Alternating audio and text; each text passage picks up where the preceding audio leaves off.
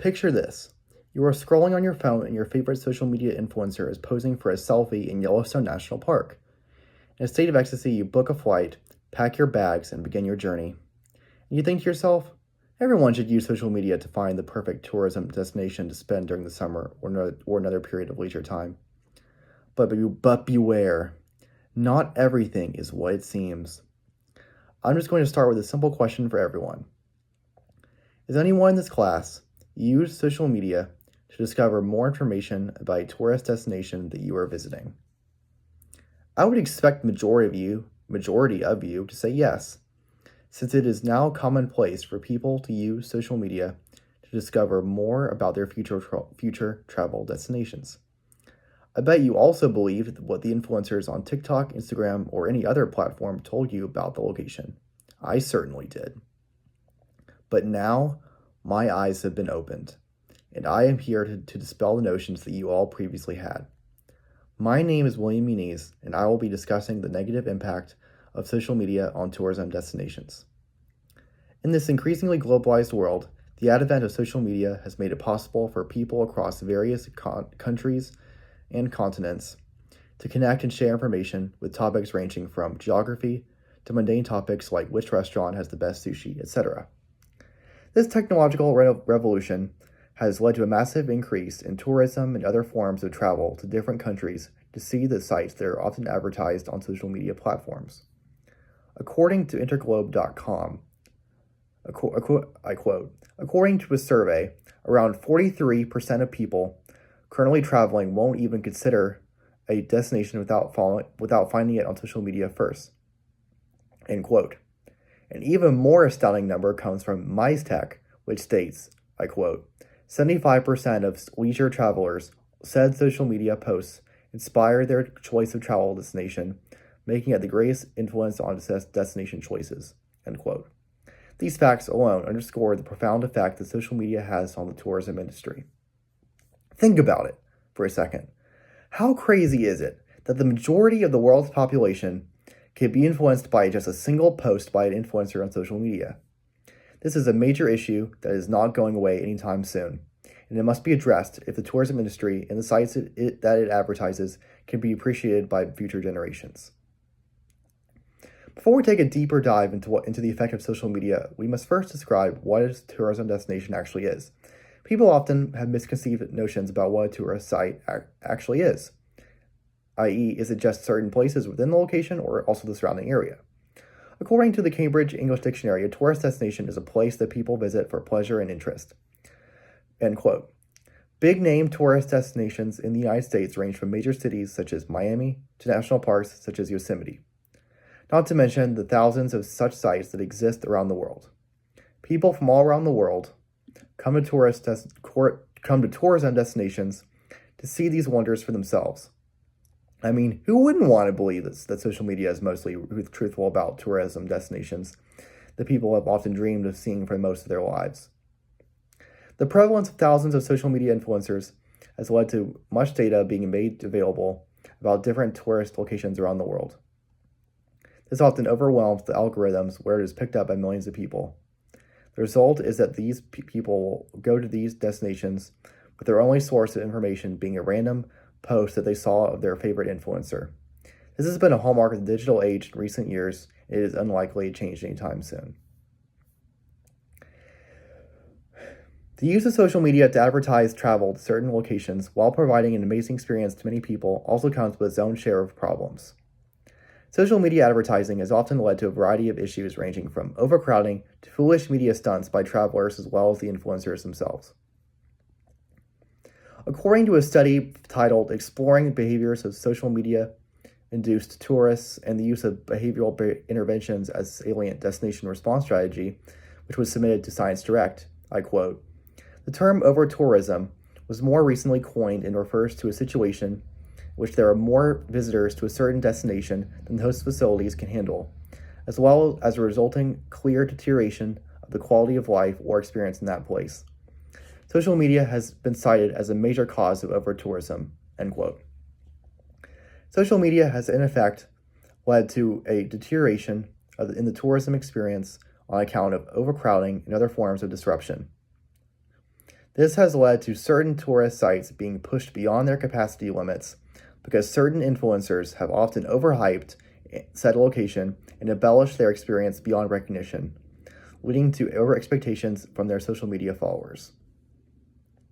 Influencers will often travel to certain tourist destinations to film themselves in risky situations in order to elicit clicks and other forms of interaction from their audiences. This not only is unproductive and does not increase the appeal of said tourist destination, it has even led to fatalities. Examples of this would be influencer Brandon Babcock, who fell to his death in the Grand Canyon while trying to take a selfie for his followers, as well as the case of climbing influencer Balin Miller, who fell off El Capitan while filming at Yosemite. Not to mention the case of a man who was killed at Yellowstone National Park while trying to film bear cubs at too close of a distance. All of these deaths could have been prevented if the influencers had cared to act responsibly. This sets a bad example for their followers and increases the risk that in order to truly experience the tourist destination in their view, they'll engage in activities that may cause self-harm or even death. Another major issue that comes up with social media coverage of tourist destinations is that they are often disconnected from the local culture of the location. Oftentimes, when social media influencers visit certain tourist destinations, they try to play up or downplay certain aspects of their experience in order to sell a commodity that is palatable to their followers. According to smartvale.com, quote, some influencers, in their eagerness to create attractive content, may overlook the importance of respecting the local customs, leading to misunderstandings and a distorted image of the destination, end quote. This will lead to an influx of tourists who have little knowledge outside of social media of the location, which then predictably leads to overcrowding, negligence, and a worse experience for everyone involved, including the locals. While there are indeed many problems that come with the increased social media commercialization of tourist sites, that is not to say there aren't benefits. There are social media influencers that use their platform for good to benefit both the tourists, locals, as well as the destination itself. An example would be popular photographer Chris Buckard. He uses his photography to not only show the natural beauty of the areas he is seeing, but also to portray a sense of authenticity. This feeling will often draw in tourists who will respect the location and environment that they are visiting. Another example would be the Bucket List family, who travel to different parts of the world to document their experiences. These would include jumping through ice in Canada to visiting the jungles of Borneo. Their videos inspire people from all over the world to seek out these experiences while also respecting the area as well as the wildlife that may be present. These people are models for what a tourism social media influencer should be. The existence of these types of social media influencers are evidence that tourism destinations can be advertised and enjoyed while also showing reverence for the local culture, wildlife, and other sites that are present in the area. All people need is to be shown the correct information, and then they can make an informed decision for themselves about how to experience their next tourist destination. They can then plan accordingly and engage in activities that, while fun and exciting, also respect the surrounding wildlife, local culture, and the various sites that are present in these locations by not engaging in disruptive behavior. Social media has led to many negative repercussions for tourism sites around the world. These issues range from overcrowding to even life-threatening experiences for the tourists and even the influencers themselves. It does not have to be this way. Travelers and influencers can enjoy tourism sites without potentially putting their lives in danger. Tourism sites deserve respect and awe. Overamplification by social media creates unnecessary anticipation should not lead to a lesser experience when said location turns out to be different from what an influencer described it to be. Instead of social media being used for engagement, overhype, and reckless acts by influencers, it should be used to actually showcase the outer beauty and quality of the tourism sites that are being visited.